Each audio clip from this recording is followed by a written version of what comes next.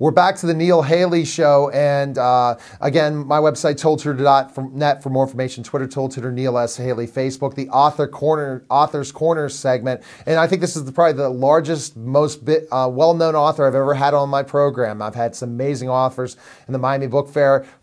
This guest has 14 New York Times best-selling books. Sold so many different books, but I like the fact that he was born and raised in Pennsylvania. So I'm excited to welcome the program New York Times best-selling author Dean Koontz. Dean, thanks for calling, and how are you? Well, I woke up alive this morning, so that's the best it can be. Well, you got wake up alive and you're ready to go. And it must be amazing to look back at your career and look at where you started in Shippensburg area and things like that in Pennsylvania to where you are today as being such a successful author. Wouldn't you agree? Well, when my wife many years ago said, look, I know you don't want to teach school. I know you want to write novels. I'll support you for 5 years, and if you can't make it in 5, you'll never make it. And I seized the moment and did that. We just thought if I could ever make $25,000 a year on a regular basis, that would be great success. So everything that happened since then is an amazement to us every day, and I can't believe we've gone from where we were to where we are, but it's been a journey of love between a husband and wife, and a love of what we do, and a love of writing, which I can't believe I've been so fortunate. So a question about education, your background. So you were thinking about becoming a teacher, a professor? Is that what you were looking at first when you were looking at colleges and stuff back in the day, Dean? I never had the grand idea of being a professor. I was going to be a high school English teacher, and I worked for a year in the poverty program as a tutor for kids in very bad situations, and then a year and a half in the Mechanicsburg School District. And I was selling short stories and a couple of paperback novels, and thought there was this other thing I was more interested in. But I did start out in education, yep. Well, my uncle lives in Mechanicsburg, and I'm familiar with Mechanicsburg, so I think that's so cool. I'll have to let him know. And my grandmother grew up in Lemoyne, and my mom grew up in Lemoyne, so I know that area very, very well. So I'll have to mention that to them. And it's interesting. So a teacher, and then you said your love was writing. So once you became successful, it must have been amazing, right, to see that people really enjoyed your books. As I said, we had very modest goals when we set out, and I say to young writers, don't ever think about trying to write what's popular. Don't raise the periscope and scope the market. Write what you particularly are passionate about writing, and it may take a long time, and you may get passionate about different things. I certainly did. I started out writing small science fiction novels, and eventually moved to suspense and wrote a comic novel, and found my way toward a kind of mix of genres. And one day it just all started coming together, and in ways that were astonishing. I remember the first time a publisher called me up and said, "You're going to be #1 in the New York Times." And before I could be even excited about it, she said, "But don't think this will ever happen again. You're not the kind of writer who makes #1. And so she brought me crashing down at the very moment she brought me up. But she was wrong. We had #1 bestsellers together after that, and then with other publishers, even more of them. So it's just finding your way to the thing that works for you, and sometimes that can take a while. I wrote for many years before I was on the bestseller list. Wow. So we're talking today about his new book, St. Odd, and the Odd Thomas series. And really what's interesting about it, Dean, is basically this is going to be the conclusion. So how does that feel that this is going to be the conclusion book? Well, when the first book came to me, I was working on another novel, and into my head came the lines, "My name is Odd Thomas, I lead an unusual life." And it had nothing to do with the novel I was writing, but I knew it was the start of something. So I turned to a yellow legal tablet I keep beside me, and I never write longhand, but suddenly I started writing longhand.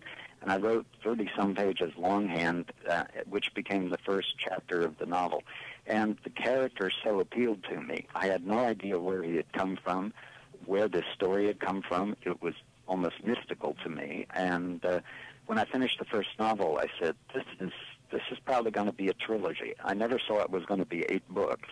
And but I've loved every single one of them because the character is so appealing to me. And getting him to the final book, I always knew there had to be a final book. It couldn't go on forever. Has been a journey of discovery for the character, for me, and I'm happy that I've gotten him to a nice place because I love the character and think he deserves a good ending. Oh, definitely. And to learn a little bit for our listeners out there who have not read the Odd Thomas series, it's about journey, and he's born to serve a purpose. That's really what Odd Thomas is about, right? Am I correct?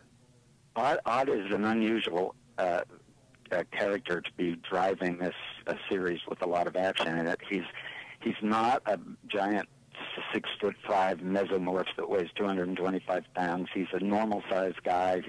He doesn't particularly like guns, but he sometimes has to use them. He is very humble. He has a complicated life because he has the ability to see the spirits of the lingering dead, who sometimes come to him for justice because they might have been murdered, or for help crossing over to the other side because they're afraid to make that move. And his life is kind of weird because of all this. So he simplifies it by being a fry cook. And even sometimes thinks being a fry cook is too complicated. He might have to go into tire sales just to further simplify his life. But he's always moving forward, so the stories are, in a way, mystical. They have a spiritual element to them. But it's always, one reviewer said, Thomas is actually 2 words that mean devotion to your fellow man. And that is sort of what this character is about. He's moving through life trying to do the best he can for the people around him. And has ordinary type jobs, so he's an ordinary person that truly believes his life's purpose is to help others, it sounds like. Correct? Yeah, and but extraordinary things happen to him, and he's always seems to be at death's doorstep, which is... But he can cope, and there was a promise in the first book. Here's a spoiler alert. In the first book, he loses the love of his life, Stormy Llewellyn, who dies, and he, however, gets a card from a gypsy fortune-telling machine in a carnival that says the 2 of you are destined to be together forever. And I always felt that was a promise, that in the final book of the series that would occur, and how that could possibly happen I didn't really know until I got to the 8th book, and I'm hopeful that no reader will figure it out until they read it. But it was really a hoot to finally bring him there.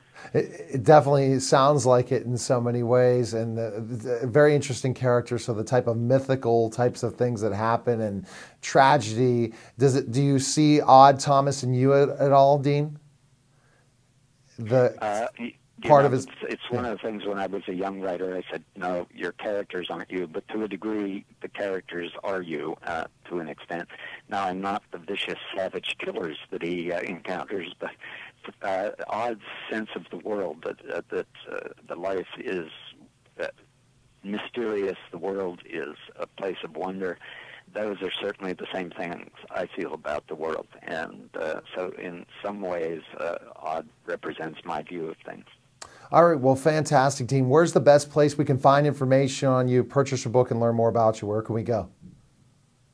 Well, you go to www.deankoontz.com, or I have a Facebook page, Dean Koontz Official, and we've got, but the website's probably the best. And the book, hopefully it's available everywhere, or otherwise I'm going to have to whoop some butt. Well, I think it's going to be available everywhere, Dean, and you just constantly are writing books, aren't you? That's pretty much what you do a lot of time, don't you, Dean? Always coming up with a new story, new book to write, right? There's more stories. I have a drawer where when an idea occurs to me and I don't have time to get to it right now, I write it down and throw it in a drawer. There's probably 100 novel ideas in the drawer that I'll never get to, so it's... I've always got to be writing, and it keeps me out of trouble with the cops, so it's a good thing. Well, keep up the great work. Keep writing. Great to see a Pennsylvania guy, especially from, again, the Mechanicsburg area, doing very successful for himself. So best of luck, Dean, and we'll have you back for your next book. So thanks again for calling.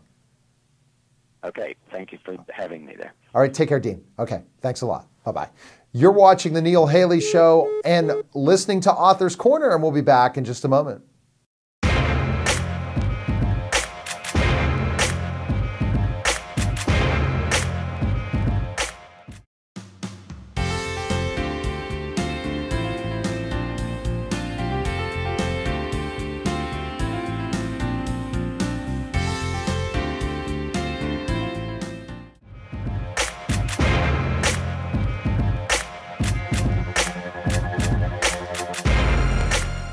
We're back to the Neil Haley Show. What an amazing interview with Dean Koontz.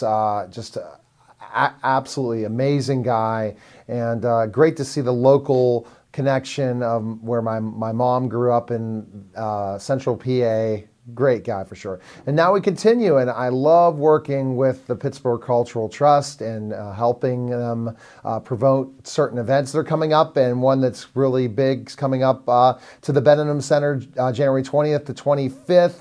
Trust.org to find out more information. Pippin the Musical will be there, and it's a 4-time Tony Award-winning show. Fantastic. We had an awesome guest before, but I want to welcome the program Sasha Allen from also season 4 of The Voice, and an actress and much, much more. Sasha, thanks for calling. How are you?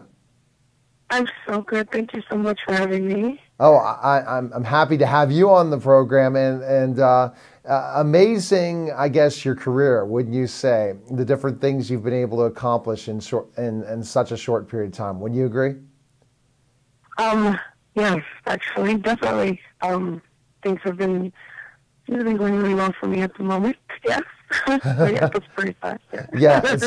So basically, when and we're going to get right to Pippin because I got some definitely interesting questions about Pippin. But looking at your background and stuff, growing up, did you always want to be a performer, an actress, a singer, and all that stuff?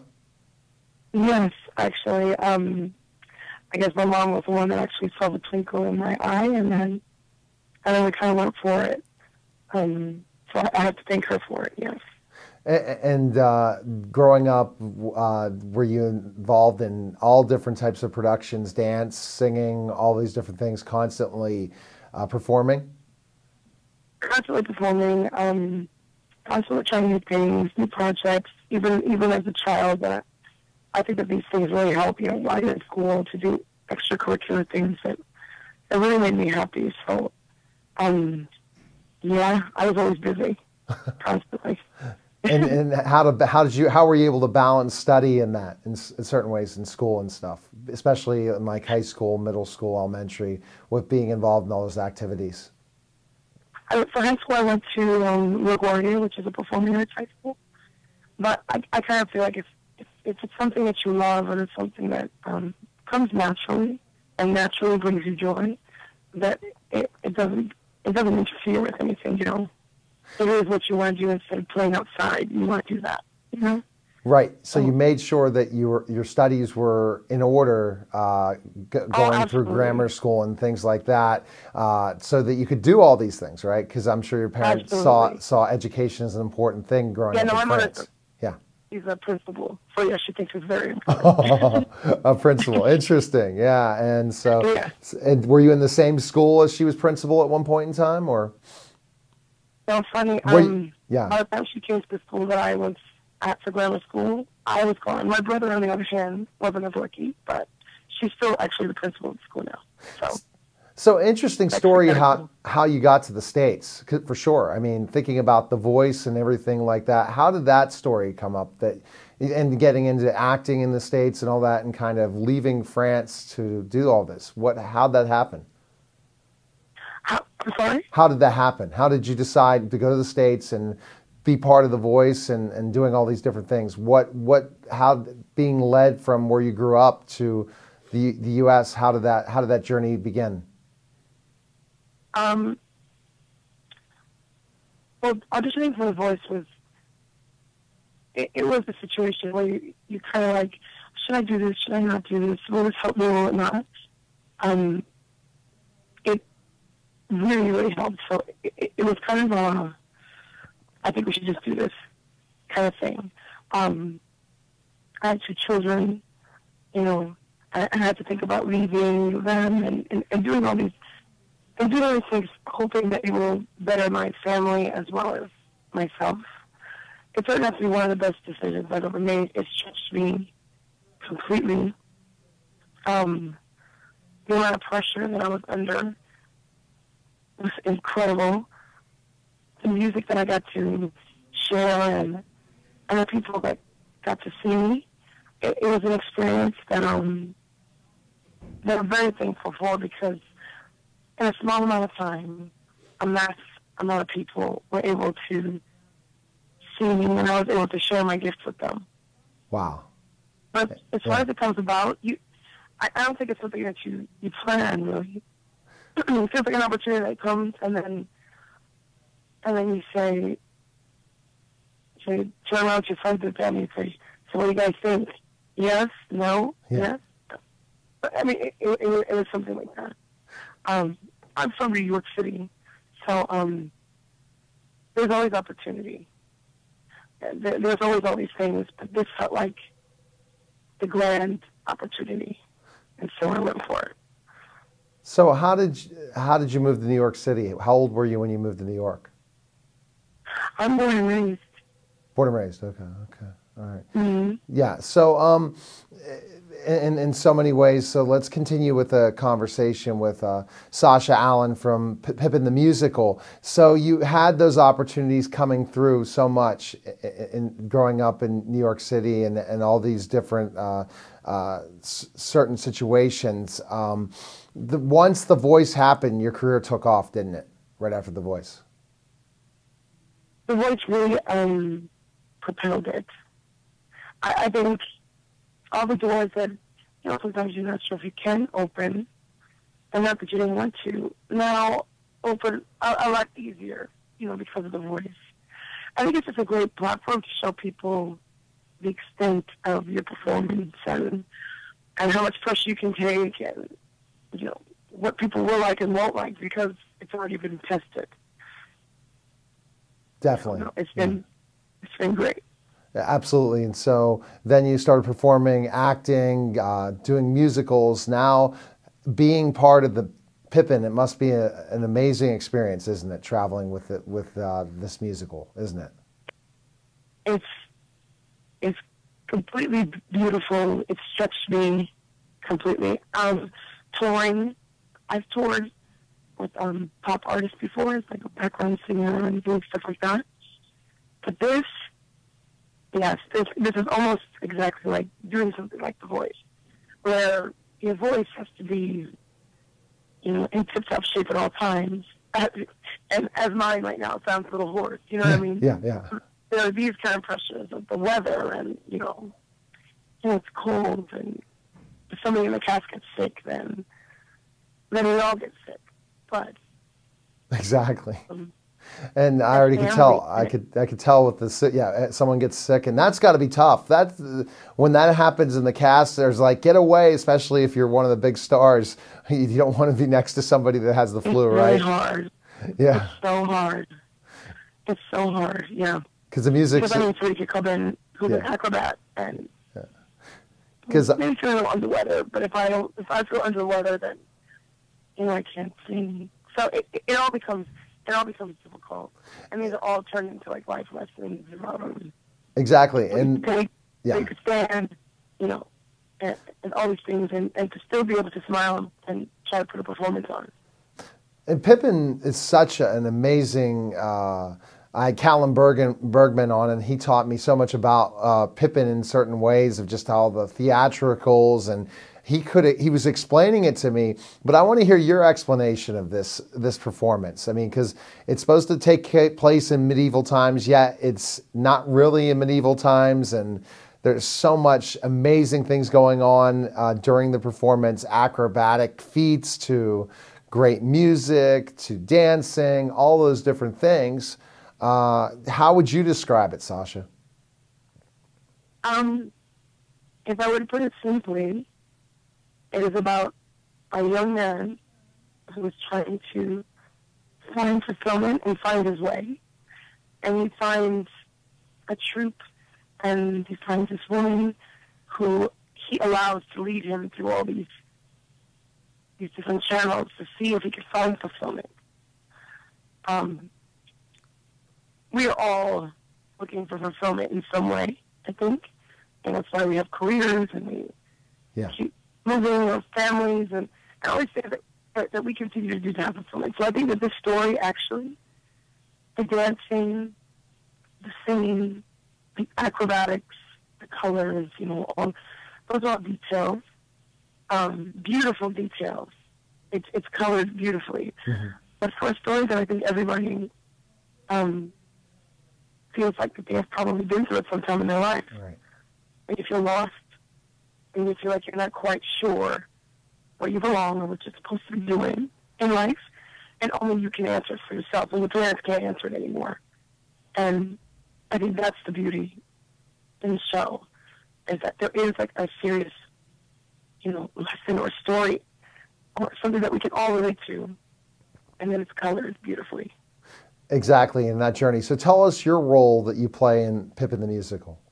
What's your part? I play, I would say, a narrator / the woman that is taking him on this journey to find his fulfillment. Now, the way I go about doing it is almost doing everything so much, It's like having chocolate. It doesn't have to be a bad thing unless you eat a bucket of it. But I take him and take all these lessons and take them so far to try to direct him to what I think fulfillment is. And without giving it away, I am trying to control him, trying to control what I think he should be doing. And at the end of the day, it's up to him. Exactly. So I'm not nice. Doesn't a lot of women try to control guys? Oh, no. Well, the role. I try to lead them in the right direction so that we're not just so clueless. Teach us specifically how to parent it ways, and teach us how to get up on time, shave, make sure that we're not, presenting ourselves in the wrong way. So women do that, but your role was more, let's lead you to a journey. Let's lead Pippin to this journey. Let's lead you to a journey that I'm going to control by making everything not so much fun. Oh, jeez. So, what do you think of your character? Why is your character like that in so many ways? What do you think? Can you kind of describe that? She has a show to put on, right? She's the ringmaster. She has a show to put on, and she wants to get to a destination through him being naive. So she's being manipulative. She's not the nicest at all. She's trying to show the audience something. And he just so happens to be the person that is going to show them today, Mm-hmm. So, I don't know. I think it's a great story with lots of depth and, creepiness almost. My character, I get to really dive into so many different shades because she turns on him. And the whole circus part of this, the word circus. Again, I was a former professional wrestler, so I was in a kind of that type of a circus atmosphere of going to different places all over the U.S. and sometimes the world, and you wouldn't expect when you perform all those different things, and you'd say to yourself, whoever the promoter, the professional wrestling promoter. It sounds like, Sasha, that was kind of you leading Pippin in so many ways, taking the direction of manipulation and different things, and that's what the circus does, right? It's a three ring craziness, right? Yes, absolutely. I'm thrilled to be doing this character because I get to take the audience and the cast on whatever trip I'm feeling like at the moment. I have lines, but it's really based on the energy that's happening at the moment. And I would say, I guess it is like wrestling is like the circus as well. You're entertaining. Exactly. Yeah. And that's you're entertaining. And that's the and not necessarily for the betterment of your co-host here. I'm putting him on display. And that's the theater and entertainment. So a lot of ways Pippin speaks to what performing is in so many ways. So Sasha, where's the best place we can find information on you? I know we can go to trust.org to find information about the performance at the Benham Center January 20th to 25th for our viewing audience in Pittsburgh and listening audience in Pittsburgh, but all over the world, where's the best place to find you, Sasha? I guess you can find me on Twitter, on Facebook, and just Google Sasha Allen, and I am there. I would love for people to see this project. It is absolutely amazing, and it is definitely worth your time. Well, thanks for taking the time. Get your voice better. Don't say another word to your next practice and feel better. And hopefully you'll be perfectly fine by January 20th in Pittsburgh. So good talking to you, Sasha. Okay, take care. Thank you so much. Okay, bye-bye. All right, that was the Neil Haley Show. Another amazing guest. You look at Dean Koontz and Sasha Allen. How can I top it next week? Who knows? Or the rest of the weeks, or when I tape in February or March, I will be on it. Trust me.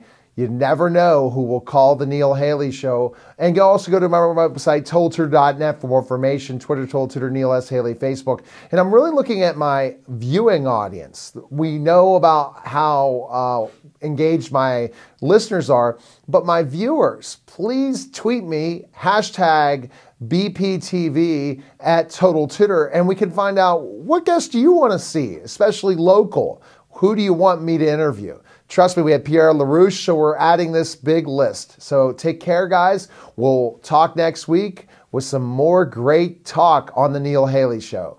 Take care, everyone.